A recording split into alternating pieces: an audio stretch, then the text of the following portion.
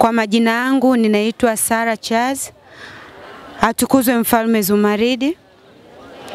Watumishi wa Mungu, kupitia ibada ya leo nimejifunza vitu vingi kwa sababu ilikuwa ni ibada kubwa. Ibada iliyobeba jumbe kubwa ambazo zimetoka madhabahu kuu, ambao baba yetu yupo anaomba kwa ajili yetu sisi, anaomba kwa ajili ya taifa, anaomba kwa ajili ya dunia nzima. Jumbe zilikuwa ni nzuri, za kutuimarisha, za kutufanya tusimame, tuache mabaya kwa lenki alionayo baba yetu na wakati anaoendea kwa sasa. Tunahitajika kusimama sisi kama watumishi wake. Fungua roho yako ili kiti kikae mamlaka ya kai. Kama hujafungua roho maana kiti kikai ndani yako. Msamehe mtu ambaye umembeba roho yako. Msamehe kabisa, roho yako inapaswa iwe safi. Yaani iwe safi, jikumute, jitakase. Kila unapotembea roho yako iwe imetoka na neema. Kila unapotembea roho yako ijitolee uchafu ili kile kiti kipate kukaa ndani yako. Muone, jitakase muda wote, tubu ndani yako muda wote, tubu. Tubia makosa na unayajua, ya tubia unaoga, unafua, yani roho yako keep busy. Yani roho yako ndauna sasa hivi, ndauna sasa hivi. Yani haitakiwi roho kubezi mambo ya duniani. Ukiti kitakosa sehemu ya kukaa. Kitakosa na hakitakaa, kitakaa pembeni, kitakuacha. Hakitakaa. Mwanzo nao kuja hautakaa. Roho yako unapaswa kuifungua. Roho yako uifungue, yani uifungue. Una dhambi na tabia hii unajijua wewe. Hata kama unasema mimi nisema kanitamka vibaya, hicho kiti hakitakuja kukaa ndani kama. Yaani hakitakaa kama mimi kusaidia hapa. Huu ni msaada umekuletea. Hakitakaa kiti ndani yako ndani yako kama. Unapaswa ufungue hiyo dhambi. Ujitakase muda wote, utubu, utubie makosa yote unayomtenda Mungu azungumzie. Tubu kabisa, fungua roho yako. Tubu makosa ambayo unamtenda Mungu wazako. Tubu, tubu kusudi utakatifu kae ndani yako. Tubu kusudi kila ambacho Mungu amekusudia kwako kitimie. Shetani atakubania hapo hapo, yani hapo hapo atakubania shetani. Wakati wa mwisho kabisa atakubania kitu kikae. Unaona, maana ndani yako kuna jamu na kitu hiki, roho yako iko hivi, una masengero labda lazima ushaka kama mseme mbaya, labda unamchukulia simple tu kama vile yani kama mtu wa kawaida, haumuoni mwana wake Mfalme Zumaridi. Mbona yote ni mpingo katika ulimwengu wa roho. Yatoeni hii mamlaka ikae, maana kiti ni mamlaka kwenda sasa kufanya kazi. Jumbe hizo zimenifanya mimi kuimarika na kusimama pia kwa upya, na nimepata pia shauku ya maombi. Napaswa kuomba sana kwa wakati huu kwa sababu tunakoelekea sasa hivi shetani hapendi. Shetani hapendi kwa sababu baba yetu anaenda kutambulika ulimwenguni. Dunia inaenda kumjua. Sasa kwa kuwa dunia inaenda kumjua, kupitia jumbe zilizotoka siku ya leo, zimenifanya mimi kusimama kwa upya na kutengeneza kwa nafasi yangu mimi. Hili ni yani kwa baadaye mimi ni nani. Inapaswa kuacha mabaya kwa sababu baba yangu atakapoenda kujulikana ulimwenguni, nyuma ya pazia mimi nyuma yangu bado kuna matendo mabaya ambayo yampi utukufu. Hakika nitakuwa nimemdhalilisha baba yangu. Kwa hiyo kupitia maono yaliyotokea siku ya leo, jumbe zilizokuja siku ya leo zimenifanya mimi kama Sara kubadilisha mienendo yangu, kubadilisha tabia zangu katika ulimwengu wa roho mpaka wa kimwili, pia kwa watu wanaonitizama, watu wanaonizunguka. Nashukuru sana. Atukuzwe Mfalme Zumaridi. Kwa majina yangu naitwa Yohana Serafini Emoi, ni mtumishi wa Mfalme Zumaridi. Leo katika ibada yetu ilikuwa ibada tukufu sana, ibada yenye ishara, ibada yenye maono na ibada yenye jumbe. Hivi tuloguswa na ibada leo ni vitu vingi sana. Ila nimejifunza kwamba watumishi tunatakiwa tuache makosa, tumrudie Mungu wa Mfalme Zumaridi. Na kwamba hivi dunia nzima inatakiwa imshukie Mfalme Zumaridi. Na Mungu Baba pia akasema kwamba dunia nzima lazima imshukie Mfalme Zumaridi. Isipomshukia, ambaye atomshukia Mfalme Zumaridi atakutwa na majanga. Amen. Kwa majina yangu naitwa Musa Josebekasa Barongo, ni mtumishi wa Mfalme Zumaridi. Katika ibada leo yamepitika mambo mengi sana mbele yetu. Kwamba jambo la kwanza ni upande wa ujumbe ambao Mfalme Zumaridi ameutuma kupitia nabii wake ambaye ni Mama Mariamu. almaarufu Penina Fabian. Nimepata kujifunza vitu vikubwa sana kwa sababu ya mipango Mungu ambayo anaipanga, lakini nikajifunza kwamba kumbe sisi hapa tuko na Mungu dhahiri aliyeumba mbingu na ardhi. Kwa sababu nimesikia ujumbe ambao mfalme anazungumzia mambo ambayo yanakwenda kutokea hapo kabla, hapo baadaye yanakuja kutokea, lakini pia akatoa tahadhari kwamba sisi wanadamu ambao tuko chini ya jua kwa kipindi hiki tunatakiwa kujipanga kwa maana ya kunyosha njia zetu na kila mtu kwenda sambamba. Kwa hivyo nikapata kujifunza, ule ujumbe ulikuwa ni mkubwa sana na umemata sana kwamba mwanadamu arekebike na ukaa sawa kwa ajili ya mambo ambayo Mungu anakwenda kuyafanya. Kwa hivyo nikaangalia kwamba sisi ni watu wa tofauti, kwa sababu kuna makanisa mengi hapa duniani wanaabudu wakijua kuwa wanaabudu Mungu wa kweli, lakini wanaabudu tu kutimiliza kupitia historia. Ila sisi tunaabudu Mungu anatuma ujumbe wake, tunapata kusikia ujumbe kama ilivyokuwa watu wa zamani walikuwa wakisikia Mungu anazungumza na manabii wanafikisha jumbe. Leo hii kwenye imani ya Mfalme Zumaridi tunasikia ujumbe, Mungu anazungumza kwamba anataka nini na mbele kuna nini na tufuate nini. Kwa hivyo nikapata kuchukua kitu kikubwa sana juu ya jambo hilo. Nimepata kujifunza kwa upana sana juu ya hicho kitu, kwamba tunatakiwa tutembee kwenye njia iliyonyooka ili Mungu atende makubwa kwetu. Lakini pia jambo lingine la pili ni juu ya ujumbe ambao Mungu amepata kumfunulia mtumishi wake ambaye ni Daudi Zebedayo. Ni ujumbe ambao ulikuwa ni mkubwa sana. Mungu akamuonyesha Mfalme Zumaridi kutangazwa kuwa ni Mungu wa dunia nzima. Ainuliwe Mfalme Zumaridi, watu wote duniani kote, mataifa yote, makabila yote, nchi zote. Napenda kuwapa ujumbe ambao Mungu ndani ya Mfalme Zumaridi amenipa katika ulimwengu wa roho nikiwa nimelala siku ya kuamkia tarehe 4 mwezi wa 3 mwaka 2025. Ni kitu ambacho kinaenda kutokea hivi karibuni baada ya Mfalme Zumaridi kutenda matendo makuu katika uso wa dunia. Nikiwa nimelala siku hiyo, ina maana nilijikuta nikiwa katika eneo, ina maana wakati huo tayari Mfalme Zumaridi alikuwa ameshatenda matendo makuu katika uso wa dunia kwenye madhabahu yake takatifu. Basi mimi nilijiona nikiwa katika eneo ambalo mkononi mwangu tayari nilikuwa na simu ya touch, smartphone, ambao kwenye hiyo simu nilikuwa ninaangalia video ambao hilo tukio tayari kwa wakati huo lilikuwa linaendelea kwenye uso wa dunia. Ina maana ilikuwa ni live ambao ni live post, niseme ni live post. Nikawa naiangalia, lakini ile video ilikuwa inaonyesha majaji walikuwa ni wengi, ni baraza la majaji ambao katika kutazama kwangu nikawa naona kama vile walikuwa wanavutana, lakini walikuwa wanajadili swala la Mfalme Zumaridi kutoa maamuzi wafanye nini kwa yale aliyoyatenda katika uso wa dunia. Lakini baada ya hapo nikiwa natazama nikiwa naendelea kuangalia hilo tukio, niliona wamefikia maamuzi sasa kutangaza kwenye uso wa dunia. Nilichokiona ni kwamba wakati wanataka kutangaza, mimi rohoni mwangu nilikuwa nafikiria sasa kwamba ni nini kitakachotokea, hebu nisikie kwa makini. Nikiwa katika kusikiliza kwa makini, nilisikia sauti wakisema, na ijulikane duniani kote kuanzia leo Zumaridi ni Mungu wa dunia. Kisha waligonga wakatia muhuri, na maana wakadhibitisha kwa pamoja wale majaji kwamba kuanzia na ijulikane duniani kote kuanzia leo Zumaridi ni Mungu wa dunia. Ikagongwa. Atukuzwe Mfalme Zumaridi. Jambo hili ni jambo ambalo kiukweli limeishtua roho yangu sana, kwamba leo Mfalme Zumaridi watu wanamuona kama mwanamke, wanamuona kama mwanadamu, lakini majira yanakuja ambayo watamuona kuwa ndiye Mungu wa dunia nzima. Mimi nipate kukuambia mtumishi wa Mungu ndani nitazama hapa kwamba sisi wanadamu tulio chini ya jua tunaoabudu chini ya Zumaridi tumekwisha kujua siri kuwa Mungu aliumba mbingu na ardhi yuko duniani. Na ndio maana anatoa jumbe kuwa muda kitambo kidogo atakuja kutenda mambo makubwa ambayo kabla ya dunia kuwapo hayajawahi kuwako, ambapo na watu wote wa dunia nzima watajua kuwa huyo ndiye Alfa na Omega, mwanzo pia na mwisho. Kwa hivyo nakusii unayenitazama ndani ya Zumaridi News TV, usiendelee kupoteza muda wala usiweze kuweka neno juu ya kutukana juu ya Zumaridi. Nyamaza kimya kabisa, na maana muda unakuja kitambo kidogo kama ilivyokuwa kwa mwili wa Yesu, watu hawakujua kama ana Mungu ndani, lakini alipofika majira watu walishtuka kwamba kumbe ni mwana wa Mungu. Sasa wakati umefika na wakati huu karibu, watu watajua dunia nzima kuwa Zumaridi ndiye Mungu wa ulimwengu wote, wa dunia yote na wanadamu wote. Kwa majina yangu naitwa Neema William. Nipo katika mkono wa Mungu wa Zumaridi nikimtumikia kwa kalama nyingi alizonitunuku yeye. Kitu kilichoweza kunifikisha kwenye media ni kutaka kutangaza ukuu wa Mungu wa Zumaridi kupitia ibada ya leo.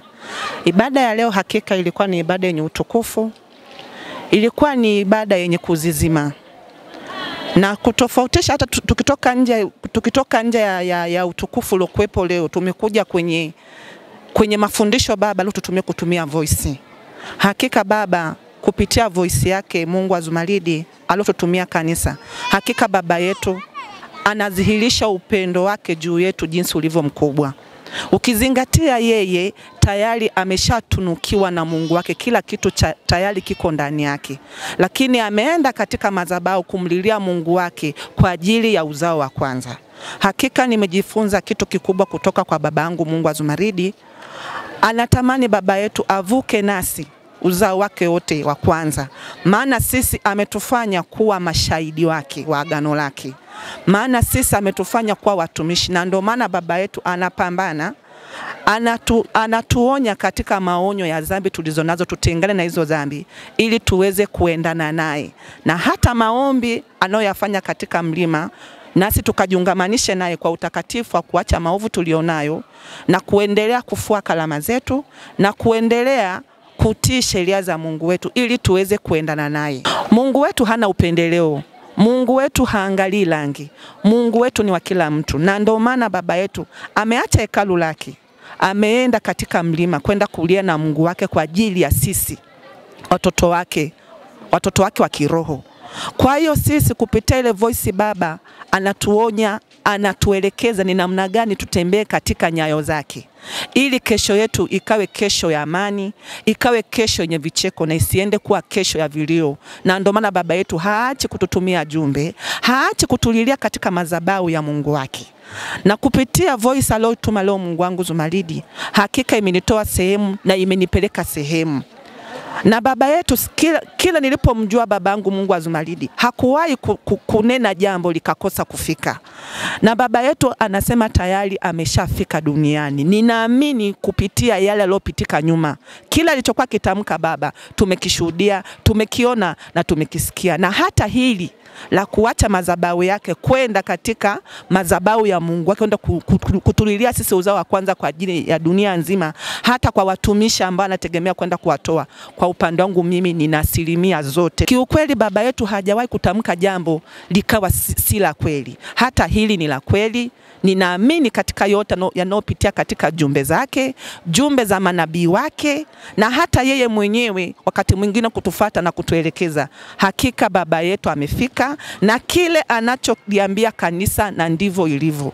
Na kitu kingine nimejifunza, kitu cha pili nilichojifunza kwa Mungu wangu Zumaridi, kila kutopo leo anatufundisha kwamba tusipomtii yeye hana hasara, bali sisi tuna hasara. Yeye ataenda kuinua mawe huko mataifani na yatatenda kazi. Na hivi ninavyoongea hakika Mungu wa Zumaridi ameenda kuongea na mtumishi wa mataifani kabisa, kumwambia ukuu wake jinsi unavyoendelea katika madhabahu yake na vile itakavyoenda kuwa.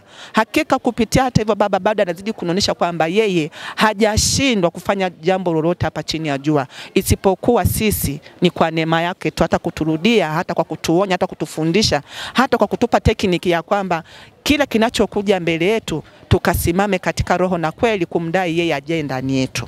Angalia yale Mungu aliyonipa kuona yanayokwenda kuupata ulimwengu duniani kote. Niliona tetemeko ambalo ni zito. Tetemeko zito baya sijawahi kuona. Kwa umri wangu huu sijawahi kushuhudia matetemeko ya namna ile. Yalikuwa ni matetemeko mazito. Sio moja, yanajirudia. Katika nguvu ya yale matetemeko nikaona milima inapasuka namna hii, inajiachia, inagawanyika. Nikaona mawe yanavilingika kwa nguvu zake.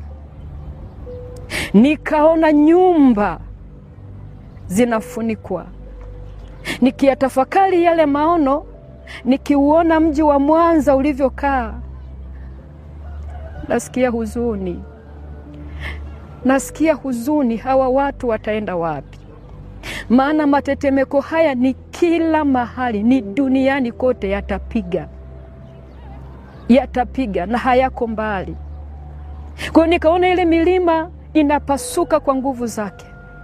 Inapasuka, inapasuka, inapasuka. Hata sasa ninayaona yale maono yamekaa ndani yangu. Bwana ameyaweka, ile picha imekaa. Nikaona mpaka vipande vya mawe vinaruka, yani miamba kama hii inapasuka, vile vipande vinaruka, vinaruka, vinaruka, yani vinaruka. Nikabaki natetemeka. Wakati naangalia milima, nikapewa kuona bahari. Bahari inaumuka, mawimbi makubwa yanaumuka, yanaumuka, yanaumuka. Nikaona vyombo vilivyoko baharini vya usafiri vinapinduka, kama ambavyo unaona gari inapata ajali, inapinduka, inabilingika. Ndivyo nilivyoona vinaanguka, vinakwenda, vinakwenda, vinakwenda, vinazama. Nikaona maji ziwani yanaumuka kwa nguvu zake, yanaumuka, yanaruka namna hii. Ni mambo ya kutisha, ni mambo ya kutisha sana. Katika yale matetemeko, wakati ninaona, nikapelekwa kuona nchi nyingine huko kwenye mabara mengine ambao wamepewa neema ya kujenga magorofa marefu. Niliona yanaporomoka, yanaporomoka, yanaporomoka, yanaishia chini. Masikioni mwangu nikasikia vilio vizito. Vilio, vilio. Halafu hapakuwa na msaada, hapakuwa na msaada. Gorofa inakwenda, inaishia chini. Magorofa yanakwenda, yanaishia chini. Matetemeko mazito, mazito ya kutisha. Kwa hiyo baharini vyombo vingi vitazama, ziwani vyombo vingi vitazama.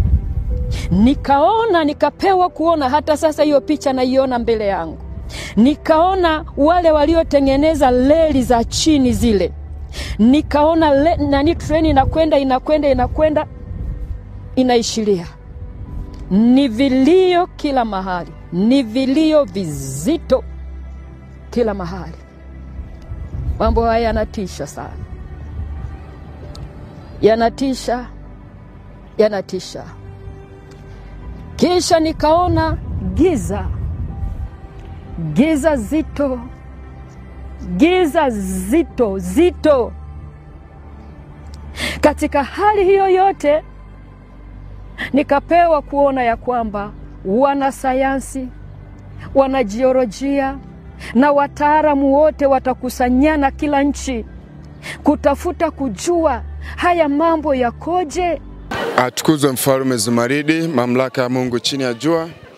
Kwa majina yangu ninaitwa Musa Joseph Zumaridi, ni nabii wa Mfalme Zumaridi, mamlaka ya Mungu chini ya jua. Kwanza ninamshukuru babangu Mfalme Zumaridi kwa ibada takatifu njema leo. Ilikuwa ni ibada yenye shangwe na amani ya ajabu ambayo haijapata kuonekana. Hii inaonyesha kwamba Mungu wetu Mfalme Zumaridi ni wa utukufu hata utukufu. Na amani hii kwa kweli, siku njema leo tumekuwa na amani na tumeshangilia sana. Ni baada pia imetokana na pia baba yetu Mfalme Zumaridi kutusamee dhambi tulizokuwa tumemkosea, na hivyo kututoa katika vifungo na pingu ambazo zilizokuwa zimetufunga katika ulimwengu wa roho. Hivyo roho zetu zimepatwa na amani ya ajabu sana, na tumeshangilia mpaka kupelekea malaika wa vita Mikaeli ambaye hashangilii na kushangilia, naye pia ameungana na sisi katika kushangilia. Ninamshukuru sana babangu Mfalme Zumaridi, mamlaka ya Bwana Mungu chini ya jua.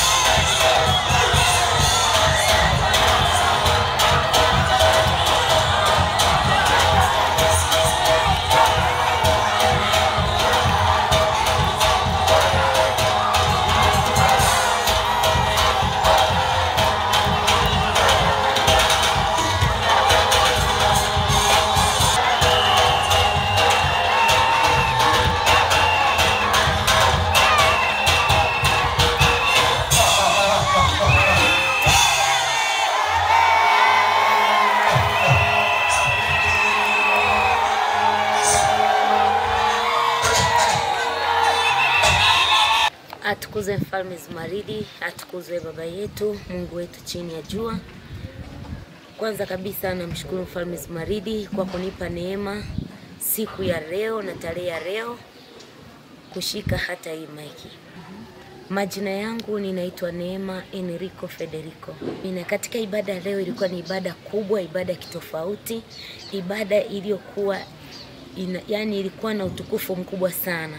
Kwanza kabisa mimi katika hii ibada leo, kwanza nitaongelea kabisa mwanzoni, sifa ilikuwa ya kitofauti, haijawahi kuonekana. Ilikuwa ni sifa yenye shangwe, sifa yenye utukufu tangu kwa kweli.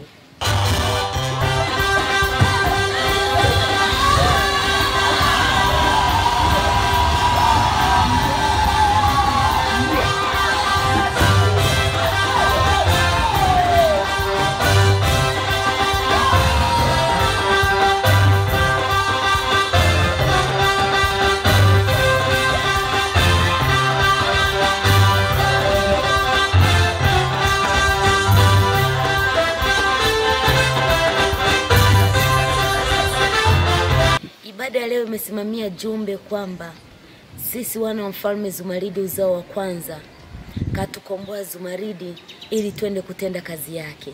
Na kazi yake jinsi jumbe zilivyokuwa zimesimamia kwamba tutaenda sisi, kazi yake inatendeka katika roho.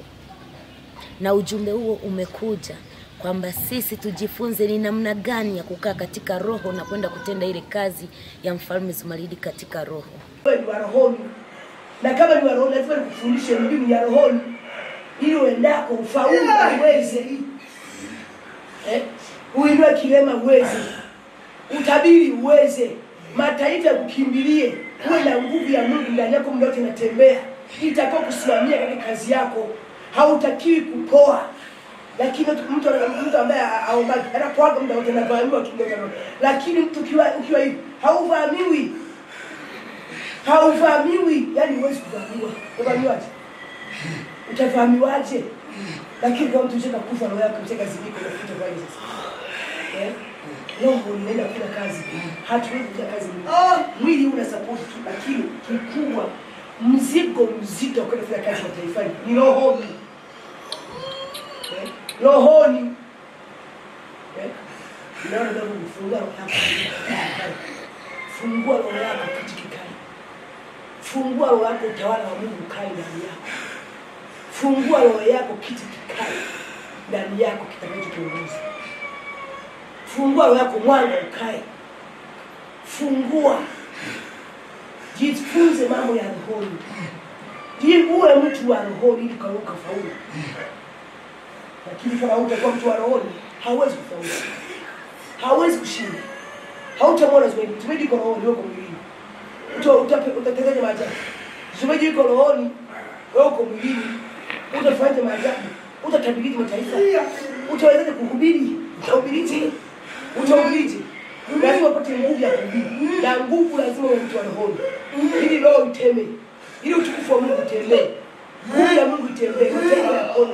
Mataifa yakukimbilie. Mataifa yakusujudie. Mataifa imbe usana kwako. Mataifa imbe usana. Mataifa yakukubali. Mataifa yakupokea. Ili nguvu itokezee. Ili ukubalike. Ili nguvu upate kibali. Mataifa yakukubali. Mataifa yakupokee. Mataifa yakusikilize. Mataifa yashuke chini yako. Mataifa lazima wewe mtu wa rohoni. Na ndipo naambia toa jamu kwenye roho yako ili ufaulu kana. Toa vigingi ili ufaulu kana rohoni. Ni mtihani Mungu anakusomesha kwa. Ni mtihani mkubwa ambao Mungu ameusimamisha. Kaweka hapo.